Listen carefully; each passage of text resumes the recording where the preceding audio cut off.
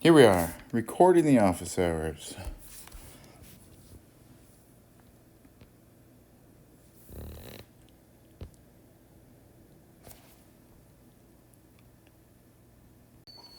Okay. Just to make sure, a family, is that just a set of sets? Yeah. Okay. Yep. I just wanted to make sure about that. And also, when it says that C is a family of closed sets of X, that just means like each of the closed sets, or I guess the union of all the sets in C is within or equal to X. Oh, okay. No, it just means that they're closed sets. So,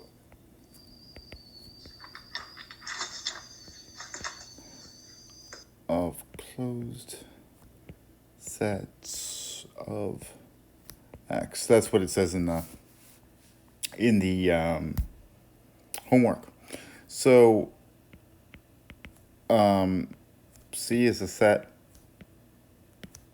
of sets, and then if C is in C, then C is closed.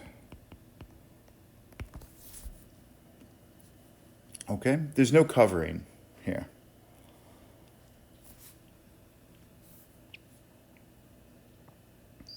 Right.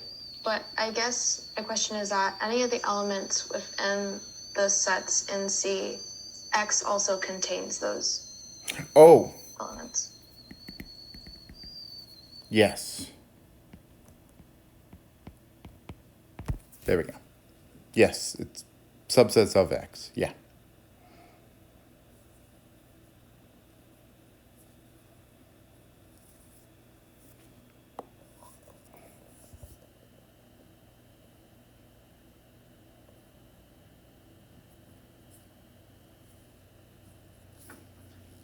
So here, when I'm looking at the homework, I don't know, like I have the feeling that I would like take the complements of all of them, because then you can say the complements are open, and we like working with open sets, especially the compactness. Mm-hmm. So is that like a viable path then? Yeah. Yeah, okay.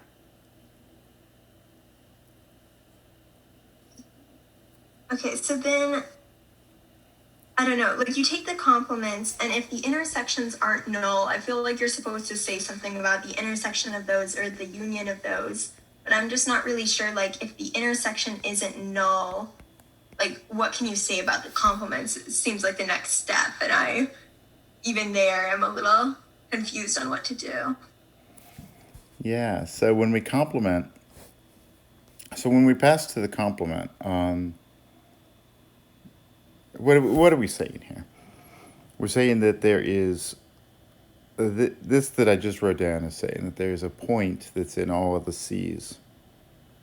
Let me do the C and F first. Sorry, the C and C. Let's do the intersection of all of them.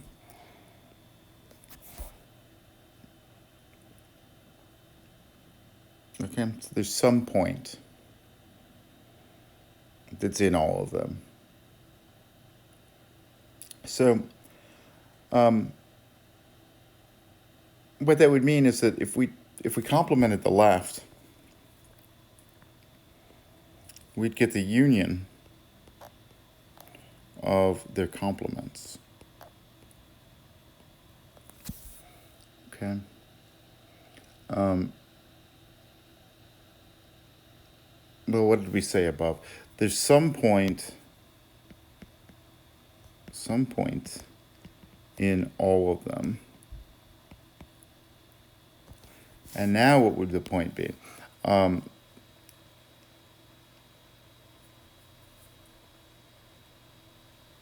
If we take the union of their complements, we do not get X. Okay, because again, there's some point in in all the C's.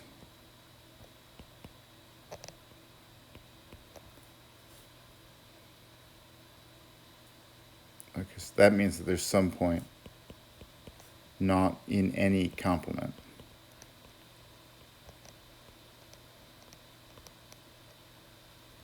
So these are logically the same thing.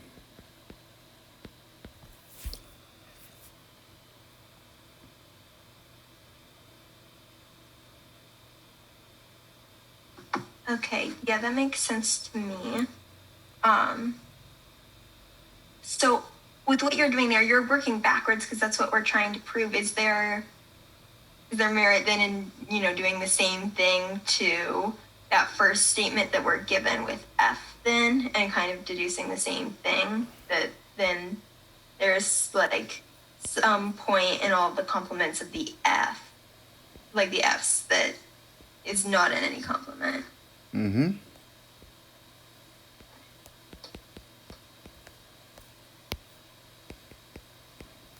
Yeah, this one is really just, exactly the same thing, except you're looking in F instead.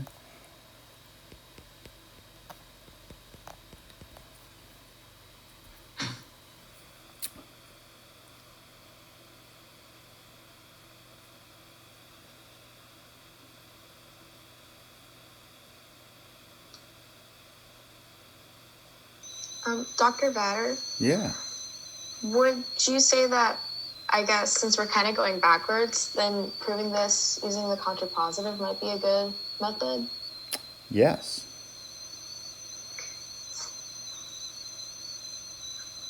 And since they're the complements, like they're complements of closed sets, so they're going to be open, if I didn't say that. Mm-hmm. But, So these guys here, I'll put them in green. Those are open sets. so their union is open. Yeah, their union is open.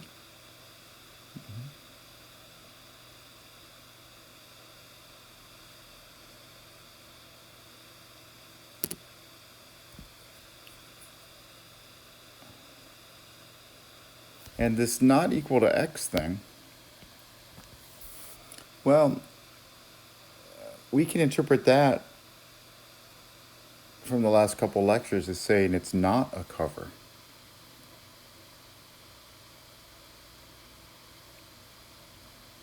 Right? The union of these things is not equal to X, so they're not a cover of X.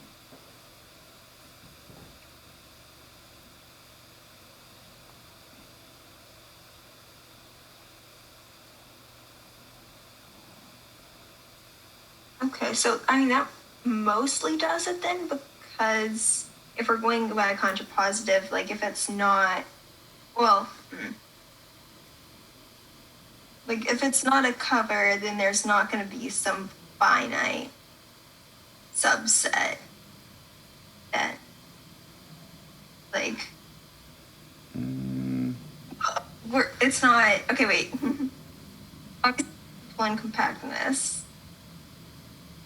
Like if it's, anybody else has any ideas? Could I just ask to make sure I know what the contrapositive is of what we're trying to prove? Yeah.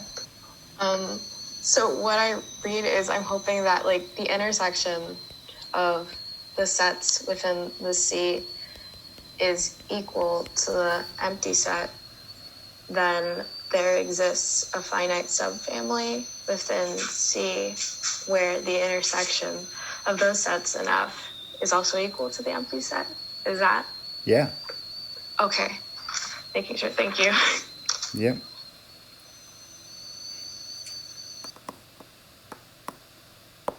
So there you go. I can promise that you, if you've been paying attention, you know the two tricks in this homework problem.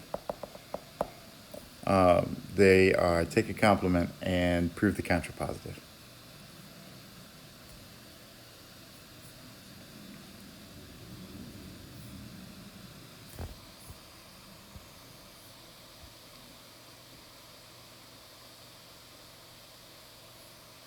Okay, this isn't related to the homework then, and this is really just a general question, but trying to wrap my head around some of this stuff is pretty difficult. Are there any I don't know, are there any good YouTube channels or something like that that would give I feel like for some of these things I need. Okay. Here, I'll restart the recording.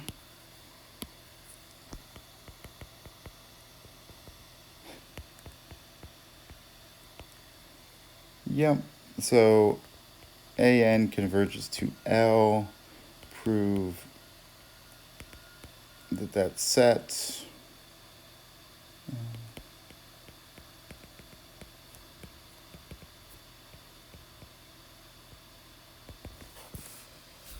Okay, we should give that a name. Well, we'll give it a name when we prove it. This is actually exactly like that example at the beginning,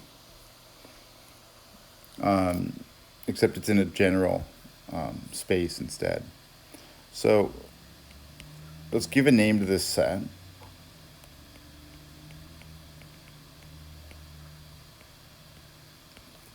Let's take an open cover.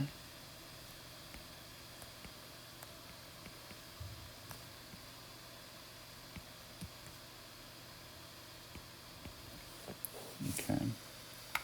Well, there's got to be a set in that cover that has the limit in it. So there must be some U sub L containing L. Now we use the fact that it's open. So since U sub L is open, there is an epsilon such that the neighborhood, the epsilon neighborhood of L is all in there.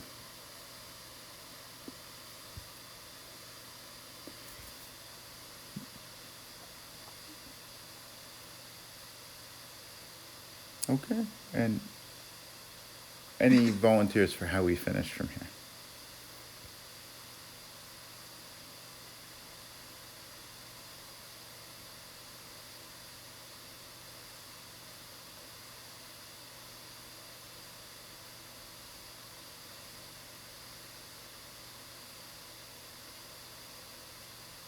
Is this like the proof we did in class where it's like, okay, since you have this ball, then there's like a finite number of ones that are left over. Mm-hmm. So then you know there has to be like a finite, you know.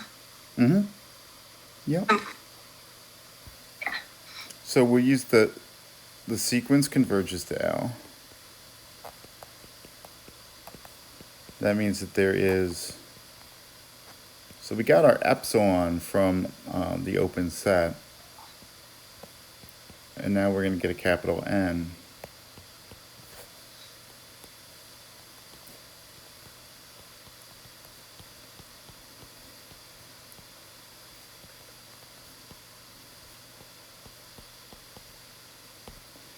Okay, and so all those points are going to be in that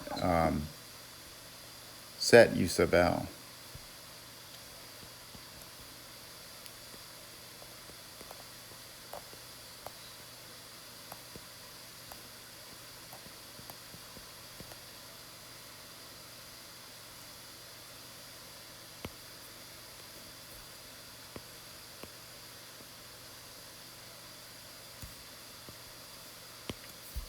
And now the final thing is there are finitely many points we've missed, but we can just go back and take one set apiece. So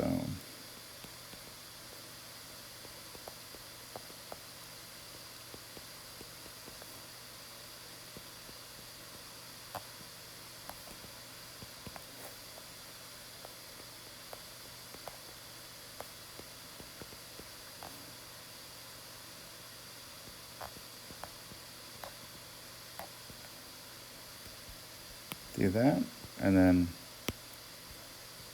so we've got our cover, our finite.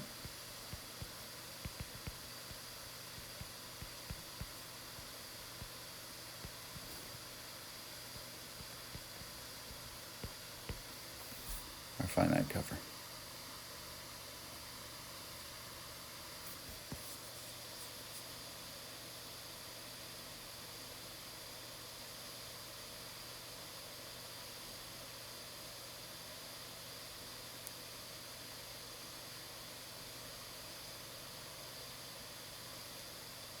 Okay, yeah, that makes sense. Thank you so much. Of course. You're welcome.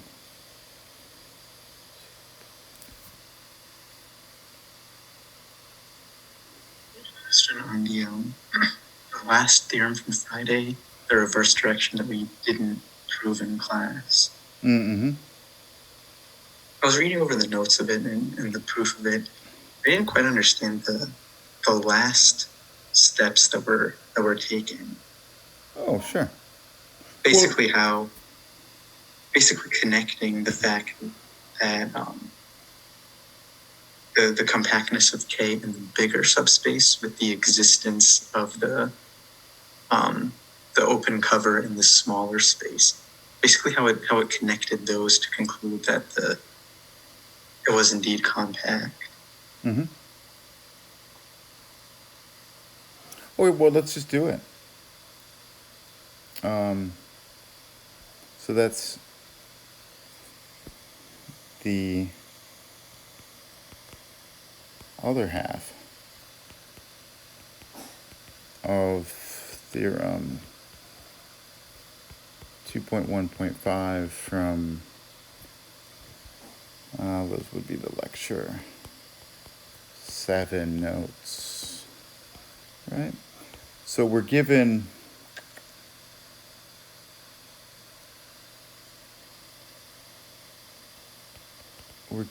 that we've got a set K in X, which is in Y. And we know that in this direction, we know that K is compact in the big space.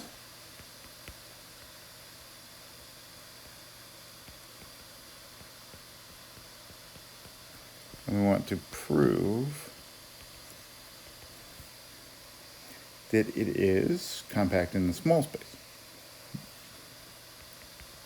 Good so far?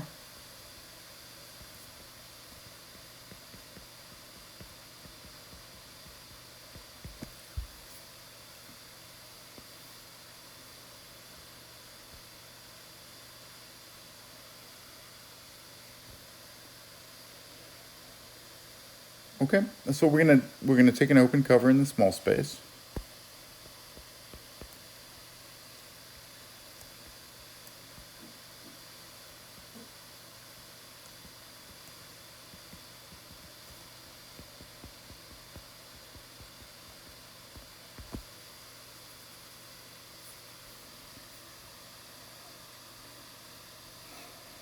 Okay, and now we need the stuff we know about relatively open sets. So each of the sets in U, in the script U, it's open in the small space. So that means it's relatively open with respect to X. So in other words, it's an open set from the big space intersect X. Okay, so for each set U in script U, we have, well, how about I write it this way? Since U is open in the small space, U equals, I called it U prime in the proof, intersect X for some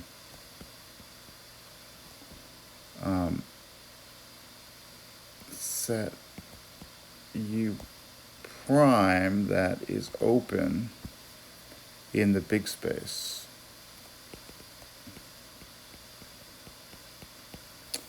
Is that okay?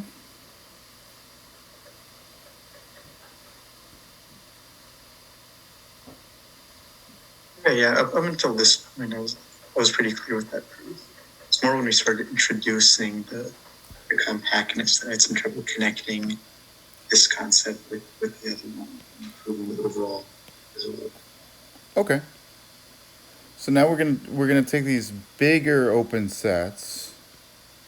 We'll throw them in a script U prime.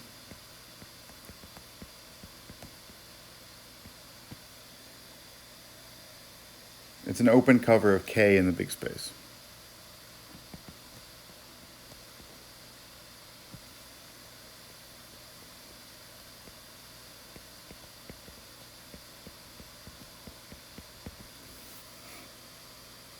Okay. So now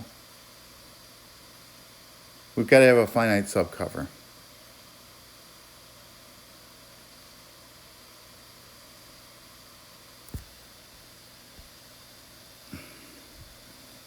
So since K is compact in the big space,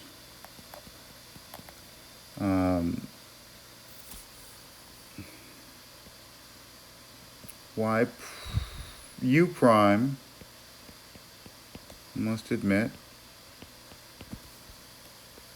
a finite subcover. Now, the question is, how are you going to talk about that? Each of the sets in U prime, I've just defined it as the U prime for some for some U in the original U. So we can talk about this finite subcover as just being the ones that correspond to some finite V of U. So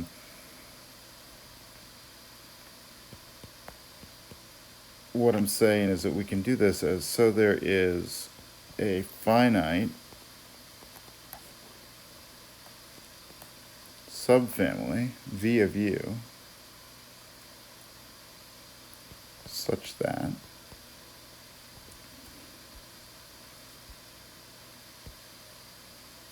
K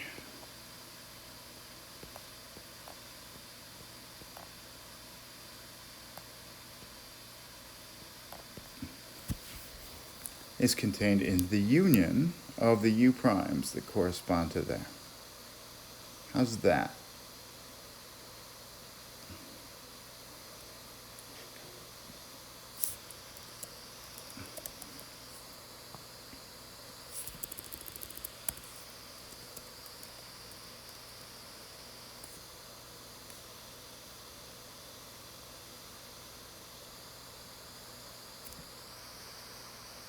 Oh, and I guess, okay.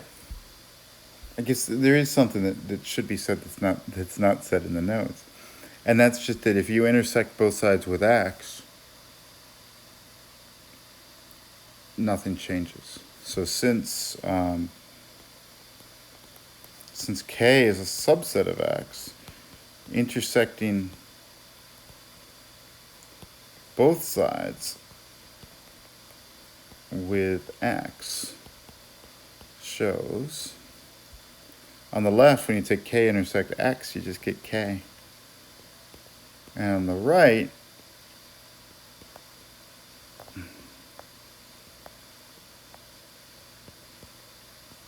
you can move that intersection into each of the sets in the union.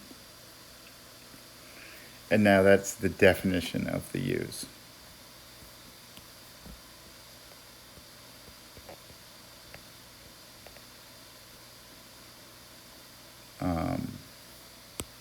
Except these are just the U's from V.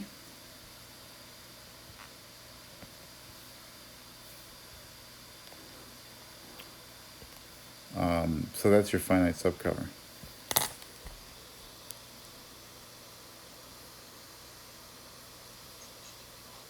So I was with that final step, connecting the U primes and the U's in terms of V in the subcover. Basically, they're going to end up being the same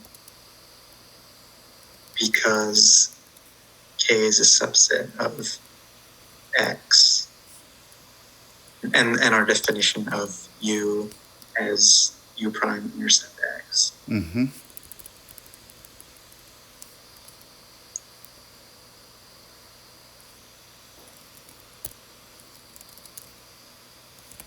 That makes more sense. Thanks.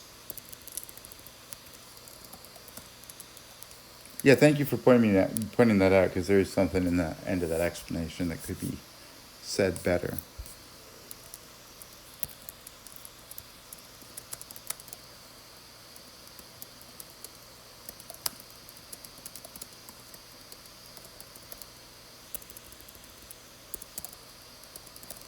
Dr. Fowler, Yes. um, I don't know if this is like kind of trivial, but if a whole metric space is compact, is it equal to its cover in that case? Equal to the union of its cover. Yeah. Oh, okay. Okay. Thank you. Yeah, in that case, the covers can't have anything else, because what else would there be to have? Suggested problems? Sure. In the textbook? In the textbook, yes. This is from a suggested problem from a while ago. So for the one of the suggested problems from 1.2 is that we prove the proposition 1.2, which is the following statements are equivalent, and then it goes through all these points about adherent points. Oh, okay. And so for part of the proof, which goes from C to A, in class you gave like a kind of an explanation about how we should go from there exists an n such that x of little n is an element of the ball of x naught and 1 over n. And I just didn't understand, because like the convergence has like strictly less than, and then the other thing has a less than or equal to. So I guess I don't know how to phrase it, but if you could go through the steps to go from C to A for the proof, I think that would help me understand what I'm missing. Okay.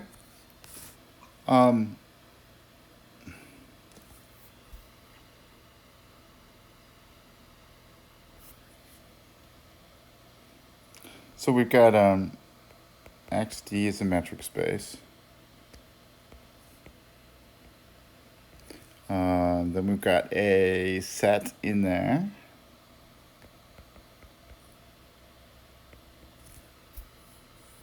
And X naught is in E. And now we want to prove that C implies A. And C says there is a sequence on Xn in E that converges to X naught. And A says X naught is an adherent point.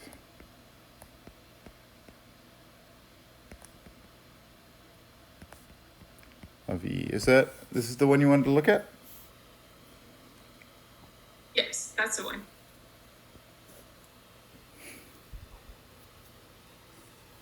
Okay.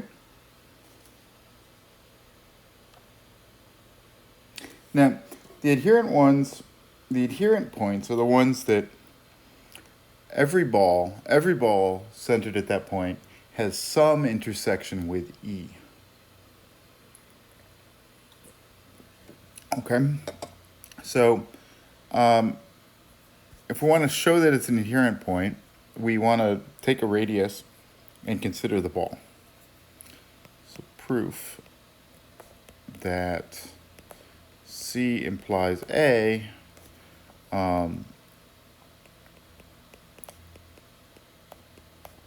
we want to take a radius, so we want to let it be given, because we want this to work for any radius. X naught, radius R, this is the ball we're looking at. We'll draw it as a circle, even though we don't know the metric. A bad circle. And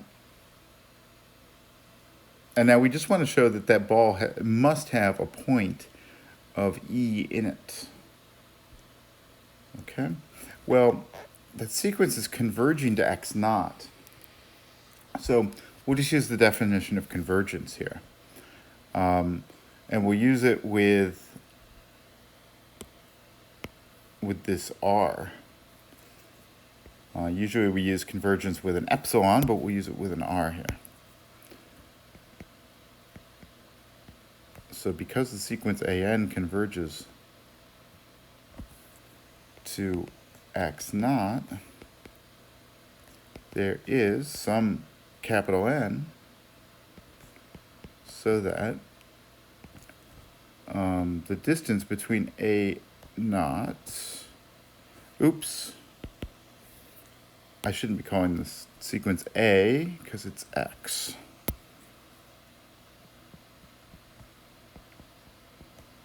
Okay, but anyway, the distance between xn and x naught will be less than r for all n at least capital N. Okay. Well, therefore, let's see. If we want to pick a particular point, x sub capital N will have its distance to x naught be less than r, so it'll be in that ball.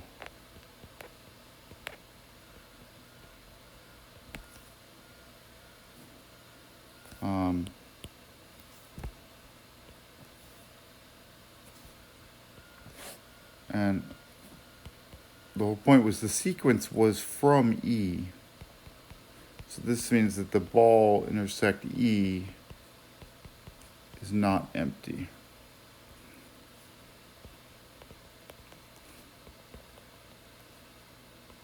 And this holds, because R was arbitrary, this holds for all R.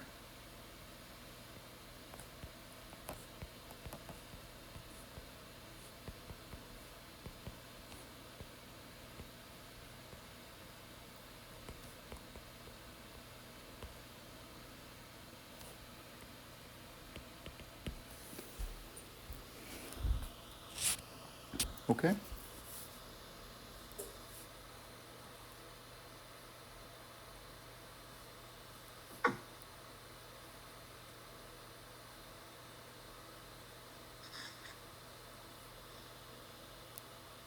Okay. So for convergence, it's not usually less than or equal to epsilon. I don't know why I have that in my notes. It's usually less than. Not less than or equal to. Oh, I think I was thinking because of adherent points, it should be less than or equal to. But now I see. Okay. Thank you. If we did have to do less than or equal to, so the whole thing is you can always just expand things or shrink things a little bit. You can turn the strict ones into weak ones, usually. So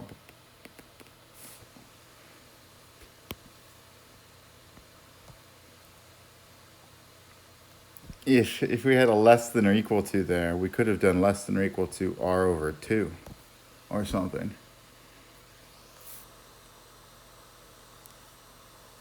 Okay, so then we could still say that x sub n is an element of the ball of x naught and r.